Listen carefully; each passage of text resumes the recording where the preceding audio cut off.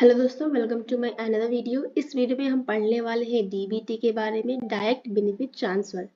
इस वीडियो में जानेंगे कि डायरेक्ट बेनिफिट ट्रांसफ़र क्या होता है, इसकी ज़रूरत क्यों पड़ी, क्या क्या फैक्टर्स हैं इसके सक्सेस के पीछे, इंपॉर्टेंट स्कीम जो अंतर्गत आती है डीबीटी के, और क्या क्या चैलेंजेस हैं जो डीबीटी को फेस करनी पड़ रही है in recent time.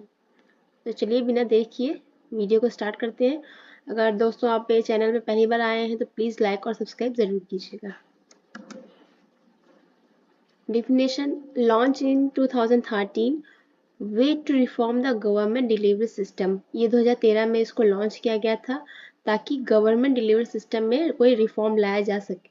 Direct benefit transfer refers to the direct transfer of subsidies, cash and welfare payment from the government to the bank account of the beneficiary. जैसे कि नाम से ही समझ में आ रहा है फुल फॉर्म से कि डायरेक्ट बेनिफिट ट्रांसफर, जो बेनिफिट है वो डायरेक्ट ट्रांसफर हो जाए। तो क्या मतलब है यहाँ पे कि सरकार द्वारा जो चलाई गई स्कीमें होती हैं उनके लिए जो वेलफेयर पेमेंट्स होते हैं, सब्सिडीज, कैश, वो डायरेक्टली लाभार्थी के बैंक अकाउंट में ट्रांसफर हो जाए, बीच में कोई भी मिडल मैन यहाँ पे ना हो। As DBT scheme mainly benefit the land owning holding farmers, the situation of tenant remains the same in the country. Landowners are no longer directly cultivating their lands, and the tenants are behind in getting income support and are even excluding from other agri-related scheme. तो DBT का mainly benefit जो था वो जो ये लाया गया था, क्यों लाया गया था ज़्यादातर करके, क्योंकि जो लैंड होल्डिंग फार्मर्स होते हैं वो क्या करते हैं आज के टाइम पे, जो लैंड होल्डिंग फार्मर्स होते हैं वो मेनली अपने कल्टीवेटिंग नहीं करते हैं अपने लैंड पे। वो क्या करते हैं टेनेंट फार्मर्स को बुलाकर उनसे कल्टीवेशन कराते हैं और उसके बदले वो चाहे तो उन्हें पैसा देते हैं या अपना जो भी है अपना रेशियो वाइज अपना फसल को डिवाइड कर लेते हैं। तो ये ऐसे होता है, ठीक है।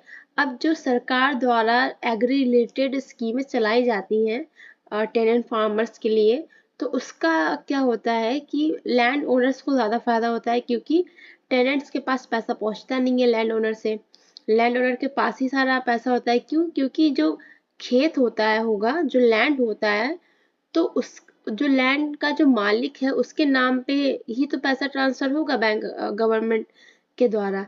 तो इसलिए जो लैंड ओनर होता है उस सारा प्रॉफिट लैंड ओनर को मिल जाता है और टेनेंट फार्मर्स जो है इससे एक्सक्लूड हो जाते हैं। तो इसमें जो है टेनेंट फार्मर्स का नुकसान है। तो डीबीटी लाया गया है ताकि टेनेंट फार्मर्स के पास पैसा पहुंचे, उनके नाम का उनका एनरोलमेंट कराया जाए, उनका बैंक अकाउंट खुलवाया जाए। तो इससे क्या होगा कि डीबीटी स्कीम का डायरेक्ट बेनिफिट टेनेंट फार्मर्स को मिलेगा। Benefits of direct benefit transfer, क्या क्या फायदे हैं, क्या क्या एडवांटेजेस हैं डीबीटी के।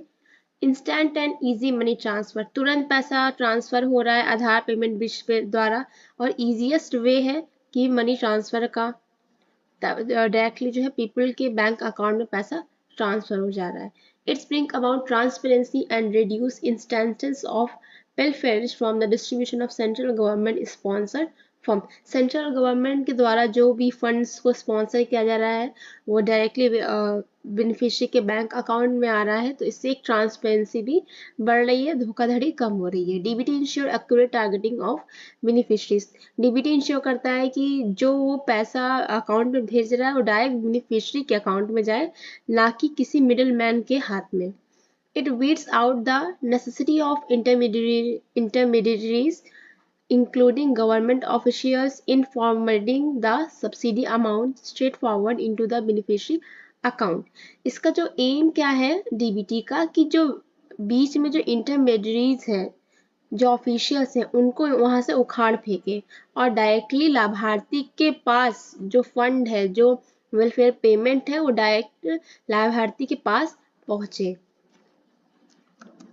स्कीम्स कौन कौन सी है डीबीटी के अंतर्गत, चलिए जान लेते हैं। प्रधानमंत्री फसल बीमा योजना, national food security mission, national mission for sustainable development, प्रधानमंत्री कृषि सिंचाई योजना, पीएम किसान, नेशनल लाइवस्टॉक मिशन, स्वच्छ भारत मिशन ग्रामीण और अटल पेंशन योजना। इसको आप 2-3 बार पढ़ लीजिए या कहीं लिख लीजिए, क्योंकि एक्चुअली एग्जाम में क्वेश्चन ऐसे ही आते हैं कि कौन कौन सा है पूछेगा या कौन कौन सा नहीं है, या पूछ लेगा ABCD, none of the above, ऐसे करके क्वेश्चंस प्रीवियस ईयर में देखने को भी मिले हैं गवर्नमेंट एग्जाम के पेपर में।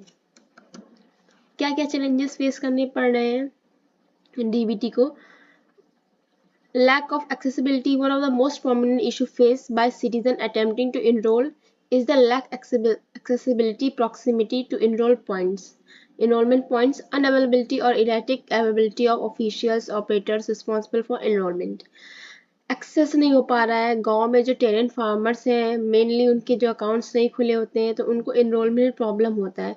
अब जब अकाउंट नहीं खुले हैं तो फिर कैसे गवर्नमेंट जो है वो डायरेक्ट पैसा ट्रांसफ़र करेगी उनके बैंक अकाउंट में? तो लैक ऑफ एक्सेसिबिलिटी क्यों है? क्यों उनका एनरोलमेंट नहीं हो पा रहा है? क्योंकि शायद ऑफिशियल्स कम है, वहाँ पे इंफ्रास्ट्रक्चर नहीं है, एक्सेस नहीं हो पा रहा है, लोगों तक पहुँच नहीं पा रहे हैं। तो ये सारी चीज़ें देखने को मिल रही है। Disruption in the process in terms of receiving money in their bank account through DBT. One of the most prominent issue is disruption to payment schedule.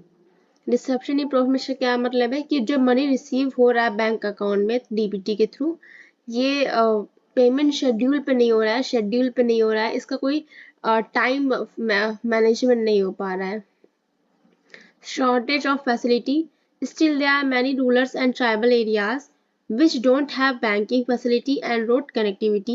There is also a need for financial literacy, which would enhance awareness among the people. Shortage of facilities नहीं है क्योंकि rural areas, tribal areas, mainly the tribal areas जहाँ पे banking facility नहीं, bank ही नहीं है, even road connectivity ही नहीं है, कि वहाँ उसका नाम ही नहीं है कुछ जगह का, तो वहाँ के लोगों को कैसे जो है फैसिलिटी प्रोवाइड की जा सकती है? और यहाँ पे जो है फाइनेंशियल लिटरेसी को भी अवेयरनेस फैलाने की ज़रूरत है लोगों के बीच में। तो ये सारे चैलेंजेस हैं।